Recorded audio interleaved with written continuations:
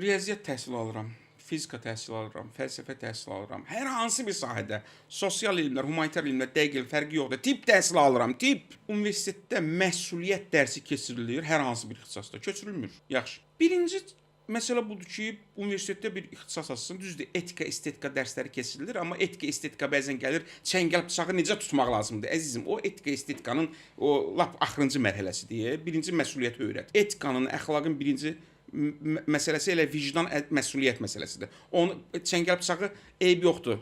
Səhv tutsam da olar. Əsas budur.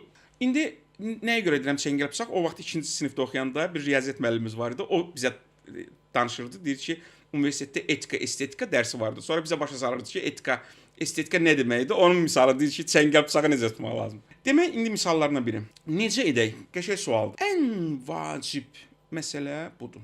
Riyaziyyat müəllimi özü, fizika müəllimi özü. Mən niyə riyaziyyat fizikanın misal çəkirəm? Çünki tam dəqiq elmlərdir də, orada sırf 2 vur 2 4 prinsiplər gedir. Özü tələbə görsə məsuliyyətlidir müəllim. Müəllim məsuliyyətlidir. Müəllim ədalətlidir. Diskriminasiya eləmir, ayrı-seçkilik eləmir. Özü Albert Bandura deyir, insan gördüyünü götürür. Bir semestr boyunca gördü ki, müəllim bunun özü simvoludur. Ən gözəl yolu budur. Və bu da hopur onların düşüncələrinə. Şübhəsiz hopur. Mütləqdir ki, təsir edir. İndi təsəvvür edin. Burada çox maraqlı bir şeylər var. İndi tutaq ki, universitetdə bir dərs ayırmışıq, vicdan və məsuliyyət dərsi. Məsələn, ki, yoxdur elə bir şey, amma məsələn də universitetdə.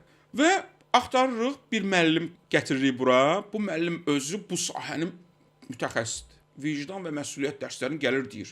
Psixologiyada vicdan məsuliyyət, ilahiyyatda vicdan məsuliyyət, ədəbiyyatda vicdan məsuliyyət, tarixdə vicdan, hamısını araşdırır deyir.